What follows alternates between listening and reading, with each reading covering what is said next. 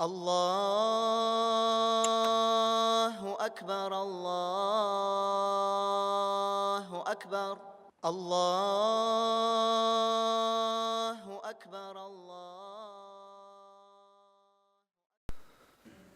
إن الحمد لله نحمده ونستعينه ونستغفره ونعوذ بالله من شرور أنفسنا ومن سيئات أعمالنا من يهده الله فلا مضل له ومن يضلله فلا هادي له وأشهد أن لا إله إلا الله وحده لا شريك له وأشهد أن محمدًا عبده ورسوله صلى الله عليه وعلى آله وأصحابه يا أيها الذين آمنوا اتقوا الله حق تقاته ولا تموتن إلا وأنتم مسلمون يا أيها الذين آمنوا اتقوا الله وقولوا قولا سديدا يصلح لكم أعمالكم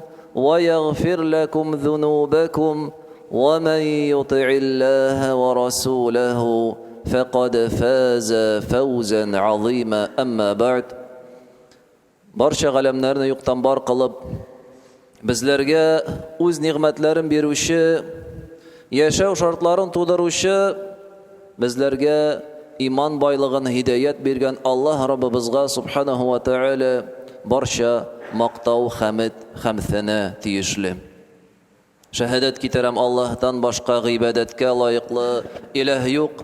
Hem Muhammed Abdullah ulu anın soңғы ilşisi hem peygamberi sallallahu aleyhi ve ala alihi ve ashabihi.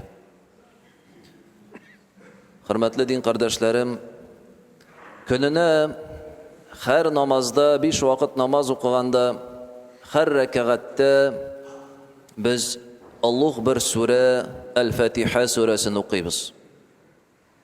Elhamdülillahi Rabbil alemin deb başlana bu sure. Hem şu sureni biz kiminde farz namazlarını gına alsak 17 mertebe, indi bütün sünnetler, vitr namazların birge qoşup 32 mertebe gününe biz El-Fatiha suresini okuyuz. Hem bu hiç şeksiz yuqqa gına bizge qabatlanırga, qabatlap günde uqırga qoşulgan sure tugul yuqqa gına. Lakin Arap tilin bilmegenden mi? Yaki Arap tilin kişi bilse de tefsirin bilmegenden mi? Şuşu surenin faziletin, anın işteligin hem bizning turmuşqa tesir itirge tiyiş mağnelerin anlab bitirmeske mümkün. Hem gumumen yiş okuğandan hatta bu sure ihtibarsız da qala qoyur şaqta. Lakin nigesin Allah subhanahu wa ta'ala bizge bu sureni şul kadar küp gün sayın qabatlarga qoştu. Peygamberimiz sallallahu aleyhi ve sellem'nin hadisi kilabit la salata limen lem yaqra bi fatihatil kitab. Fatiha suresin kitapni aşuşu suresin okumagan kişinin namazı bulmaz degan hadisi var. Demek bu sureni biz oqırga tiyishmiz. Ertenden turib başlayız, gündüz de okuyuz, hem kiş yatqanda da biz bu sureni okup yatabız yastü namazından soň. Hem bu surede her bir ayet, her bir söz ol bik mağnalı hem tiren. Hem bugün anın birinci ayetinde kilgen Allah Teala'nın bir ismin iske çürüp getiririz. Elhamdülillahi Rabbil alemin diye başlana bu sure galemlerinin Rabbisi Allah'a barşa maqtav diye aytamiz. Namazga bastık, qollarını ko'tardik, sana duasını okudık, hem aytamiz Elhamdülillahi Rabbil alemin. Galemlerinin Rabbisi, Rabb. Ne ol isim? Ar-Rabb. Hem bu isim Kur'an'da Fatiha suresinde gene qabatlanmay, ol bizning 500 o'rindan ortiq jirde, 500 o'rindan ortiq Kur'an'da ol bizning iske alana. Allah subhanahu wa ta'ala bizga үз кулларына аның үзенең Раббы икәнлеген искә төшерә. Кем соң ул Раббы? Менә без әйтәбез, галәмнәрнең Раббысы Аллаһ, ләкин кем соң ул Раббы дигәндә, Раббы ул хуҗа, идарәче һәм тәрбияче дигән мәгънә бирә. Хуҗа. Нәрсәнең хуҗасы? Бүтән галәмнең хуҗасы. Бүтән галәм вселенная. Һәм аның эчендә нәрсә бар? Алар хуҗасыз түгел. Аларның бар бүтәнесендә бер хуҗасы. Кем ул? Аллаһ субханаһу ва тааля. Һәм шушы галәм эчендә biz дә бар. Һәм безнең теләгән, яраткан, эзләгән, омтылган әйберләр дә шунда галәм эченә керә. Без телибез, байлык ул да Аллаһның идарәсе астында. Без телибез сәламәтлек, аның да бар хуҗасы ул Аллаһ. Без телибез ниндидер югары дәрәҗә үзебезгә җәмгыятьтә. Телибез нәсел, балалар, оныклар. Телибез иминлек, тынычлык, күңел тынычлыгы. Булар бүтәнесе дә галәмнәрнең Раббысы Аллаһ идарәсе астында. Һәм менә шушы аят белән көненә кимендә 17 мәртәбә Аллаһ субханаһу ва тааля безгә намазларыбызда искә төшерә. Сез бу дөньяда бер нәрсәгә көч-куәтегез юк сезнең. Сезнең бүтән булган әйбернең бар хуҗасы һәм сезгә кирәкле бүтән әйбернең хуҗасы бар. Сез исә үзегез зәгыйф һәм мохтаҗсыз Раббыгызга. Раббыгыз сезгә ярдәм күрсәтсә генә, хәерлесен бирсә генә, сез бәхетле булырсыз һәм теләгәннәрегезгә ирешерсез. Әгәр дә Аллаһ субханаһу ва тааля япса юлын, мәхрум калдырса, бер ничек һәм бер нинди юл белән дә аңа ирешеп булмый. Аллаһ субханаһу ва тааля Фатир сүрәсендә безгә әйтә: "Я әйюһән-нас, антумул фуқарау илаллаһ." Эй кешеләр, сез Аллаһ каршында фәкирсез. Сез аңа мохтаҗсыз. Валлаһу хувал ганиюл хамид. Аллаһ ул бай, һәм ул мактаулы дип әйтә. Һәм менә бу исем Аллаһ Тәгаләнең Ар-Рабб дигән исеме. Һәм шушы исемнең мәгънәсен аңлау кешенең тормышын тәртипкә сала. Нинди тәртипкә? Монда аңлар өчен җәмәгать үз тормышыбыздан мисал китерергә мөмкин без. Еш кына тормышта ниндидер хаҗат килеп чыкса, каядыр барырга туры килсә, мәсәлән, кемдер ширләп китте, больницага барырга кирәк. Ниндидер эштә авырлык килеп чыкты, проблема туды, шушы оешмага барабыз, шушы проблемаларны шишергә. Хөкүмәт оешмасы булсынмы ул, яисә шәхси частный оешма булсынмы? Ягъни кая гына бармасак та, ниндидер шушы авырлыкларны шишу нияте белән без анда барганда тырышабыз иң югарыда утыручы кеше янына керергә. Начальник, руководитель, главврач, хәтта мәчеткә кергәндә дә кайбер чакта ишетергә туры килә: "Сезнең главный мулла кем?" Шуның янына керәсем килә ди. Менә шулай без тормышны алып барабыз. Ни өчен? Ни өчен безгә һәр вакыт кирәк югарыда утыручы, җитәкче, идарәче нигә кирәк?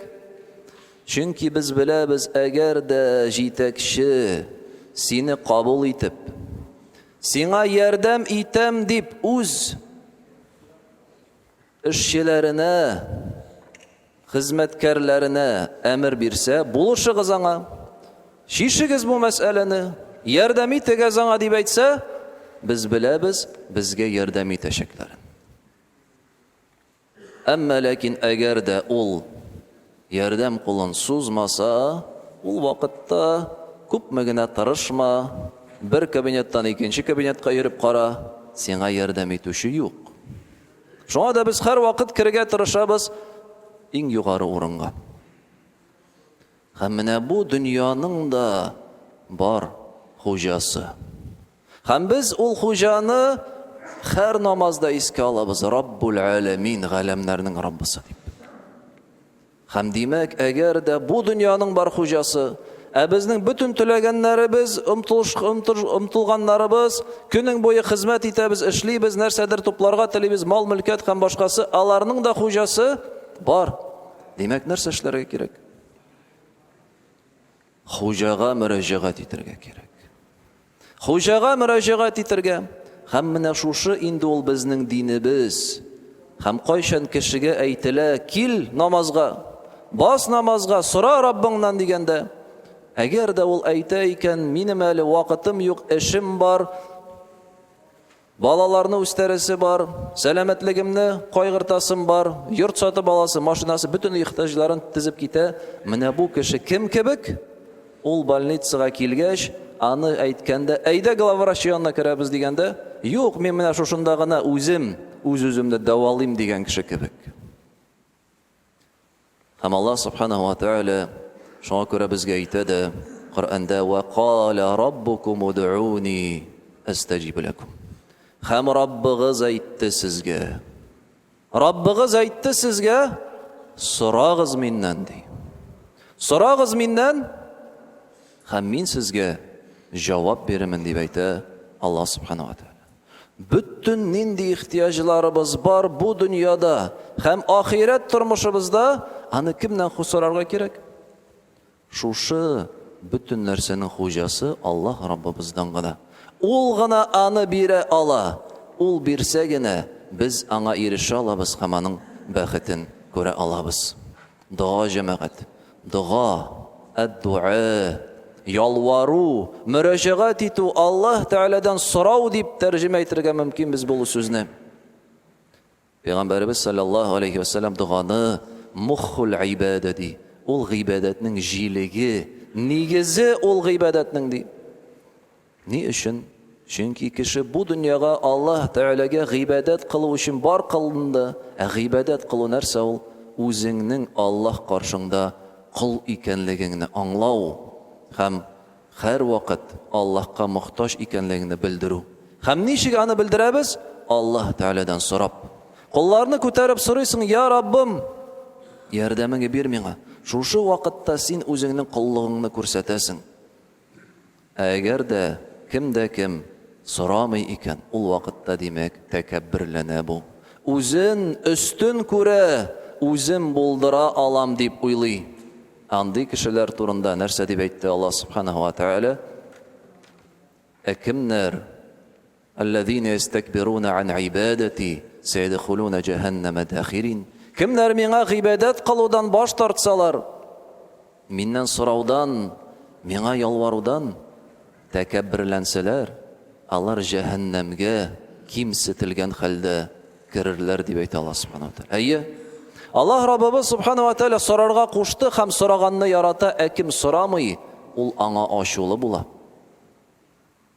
Гадәттә, әгәр дә без дөньяда ниндидер кешедән ярдәм сорыйбыз икән, бер сорадык, ярар, бирде, ике сорадык, уже ачуы килә, өч сорадык, инде начар сүз белән дә әйтергә мөмкин, дүрт сорыйбыз, бөтенләй аннары җавап бирмәй дә башлый. Әмма ләкин Аллаһ субханаһу ва тааля нәрсә ди? Сорамасагыз, Пәйгамбәребезнең хәдисендә килә, кем Аллаһтан сорамый, Аллаһның ачуы чыга аңа дип әйтә. Һәм сорарга кирәк bütün нәрсәне, нинди теләк бар, нинди ихтиҗ бар, бөтенесен сорарга кирәк.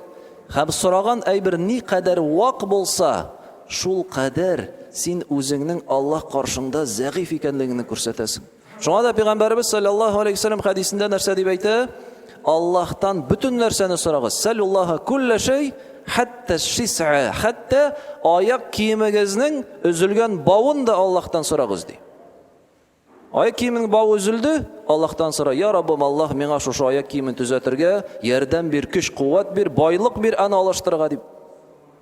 Кемдер әйтер: "Эй, нәрсә инде ул? Аяк кием бавы, шуны да сорыймын" ди. Әйе, шуны да сорарга кирәк. Чөнки ни кадәр вак, һәм син шушы вак әйберне дә Аллаһның ярдәменнән башка үти алмыйм икәнлегеңне белдерәсең. Һәм Аллаһ Тәгалә сөя андый кулларны. Аллаһ Тәгалә ярата андый кулларын. Һәм андый кулларына ярдәмен бирә. Дуга җәмәгать, без еш кылабызмы аны? Еш мөрәҗәгать итәбезме Аллаһ Тәгаләгә теләкләребез белән, дугаларыбыз белән? Дугага махсус вакыт кирәк түгел, махсус урын кирәк түгел, махсус шартлар кирәк түгел. Аны нинди генә вакытта булма, Аллаһ Тәгалә сиңа җавап бирергә әзер. Һәм Аллаһ Тәгалә җавап бирәм дип әйтте дә. Һәм Аллаһ Субханаһу ва Тәгалә ул Кәрим, ул Юмарт. Һәм әгәр дә кем кулларын күтәреп Аллаһтан сорый икән, нәрсә дип Пәйгамбәрбез саллаллаһу алейхи ва саллям, Аллаһ Тәгалә аларны буш кайтарырга ояла дип әйтте. Аллаһ Раббыбыз Субханаһу ва Тәгалә аннан сорасак кулларыбызны күтәреп, ул аларны буш кайтарырга ояла ди. Никадәр Раббыбыз Юмарт һәм рәхимле үз кулларына. Һәм ул җавап бирәм диде икән, җавап бирәчәк ул. Ләкин аңларга кирәк, һәр вакыт Аллаһ Тәгаләнең җавабы без теләгәнчә булмаска мөмкин. Ни өчен? Чөнки без үзебезгә хәерлесен белмибез. Әйтик, бер кеше байлык сорый, я Раббым Аллаһ, бир миңа байлык, әмма ләкин бәлки аңа баю кирәк түгелдер аңа. Бәлки байыса ул бозылып китәдер. Бүген ул намазда, ул диндә байыды исә югалырга мөмкин. Бузыклыкка, гөнаһка батырга мөмкин. Кеше аны белми, ләкин Аллаһ Тәгалә белә, шуңа күрә дә аңа җавапны башка төрле бирергә мөмкин. Ничек әйтеп? Пәйгамбәрбез саллаллаһу алейхи ва саллям әйтә: "Ма мин муслимин яд'у би дa'ватин лайса фиха ithmun ва ла qati'atu rahimin illa a'tahu Аллаһу биха ихда thalath." Нинди генә мөселман кеше Аллаһ Тәгаләдән сорамасын, һәм шушы сораган әйберсе гөнаһлы булмаса, һәм туганлык җипләрен эзү булмаса, Аллаһ Тәгалә аңа 3нең берен бирер дип әйтә. 3нең берен бирер. Яки сораганын бирер ди. Яки шушы дугасы сәбәпле аны ниндидер бәлә казадан саклар. Яки савабын дуганың ахиреткә калдырыр дип әйтә саллаллаһу алейхи ва саллям. Шуннан соң сахабалар әйтәләр: "Алайса без күбрәк сорыйбыз" дип әйтәләр. Алайса без тагы да күбрәк сорыйбыз. Пәйгамбәрбез саллаллаһу алейхи ва саллям әйтә: Аллаһ күбрәк, аның байлыгы, аның кудрәте ул күбрәк. Сез күпме генә сорамасагыз да, Аллаһ Тәгаләнең байлыгы кимеми, һәм ул аңа авырлык китерми. Шуңа күрә дә җәмәгать дуга дибез. Дуга ул көндәлек безнең булырга тиеш. Һәм еш кына кеше дуга кылырга дигәндә, ул башкалар өчен аны багышлый. Әйтик, кеше үлеп киткәч, әти-әнисе үлде, туганнары үлде, һәм ул килә мәчеткә дуга кылыгыз әле, әти-әнием өчен ди. Үзең өчен дуга кирәк түгелмени? Үзең Аллаһ Тәгаләнең ярдәменә мохтаҗ түгелмени? Һәр вакыт мохтаҗбыз җәмәгать. Менә шир вакыты китте, күп кеше ширли, авырый. Аллаһтан сорарга кирәк иң элек дәваны һәм шифаны. Тормыштан инде авырлыклар килеп чыкты, сугыш афәтләре яисә башка афәтләр. Аллаһ Тәгаләгә ялвару тиешле дуга белән. Һәм Аллаһ Субханаһу ва Тәгалә дән ни кадәр күбрәк сорасак, шул кадәр ул бездән канәгать риза булыр. Һәм Пәйгамбәребезнең саллаллаһу алейхи ва саллям хадисе белән тәмамлыйсы килә җәмәгать. Мен Аллаһ Пәйгамбәребез әйтә: "Мен фатаха лаху баба, мен футиха лаху бабуд дуа, футиха лаху абвабур рахмати." Кемгә дуга кылу ишеге ачылды исә, аңа Аллаһның рәхмәт ишеге ачылды дигән сүз. Нәрсә дигән сүз бу? Дуга кылу ишеге ачылды. Ягъни бу кеше күңеле белән аңлады дуганың әһәмиятен. Һәм Аллаһ Тәгаләдән дуга сорау, ялвару, мөрәҗәгать итү аңа ләззәт бирә, диннең, иманның тәмен бирә. Һәм ул һәр вакыт Аллаһ Тәгаләдән сорый, һәм һәр вакыт сорарга омтыла. Менә ул ди Аллаһның рәхмәтенә иреште ди. Һәм бу мәгънәне, бу хадисның икенче яктан мәгънәсе ничек була? Кем сорамый һәм сорауның мәгънәсен аңламады, һәм аның тормышында дуга юк, ул дугадан мәхрум. Бу кеше Аллаһның рәхмәтеннән мәхрум кала. Аллаһ Тәгаләнең рәхмәтеннән мәхрум калса, җәмәгать, ул кешегә бер ярдәмче булмас бу дөньяда һәм ахирәттә дә. Шуңа күрә дә җәмәгать, үзебезнең көндәлек тормышларыбызны карыйк һәм дуганы үзебезнең daimi rəvişdə turmuşumuzğa kirdik. Hər vaqt Allah Teala'dan soraq. Əgər də biləbiz ikən Qur'andakı dualarını, biləbiz ikən hədislərdəki dualarını, alarını qılıq, əlbəttə onlar ən xeyirlisi. Lakin bilməsək öz dilimizdə Allah Teala'ga yalvarıq, öz tilagənlərimizni soraq. Həm şul vaqtda özimiz də sezirbiz turmuşumuzның nişik özgərgənin. Kişi kilada zorlana, min şirlim, min ağrıyım, benim gailede ağırlıklar, gailede anlaşmayız, falan problemi, tindi problemi, özü bir нәрсә эшләми. Allah Teala'dan sonra, birinci adım, Allah Teala yaşığı yolun kursadır, hayırlısın verir inşallah. أقول قولي هذا واستغفر الله العظيم الجليل لي ولكم ولسائر المسلمين فاستغفروه إنه هو الغفور الرحيم. الله أكبر الله أكبر الله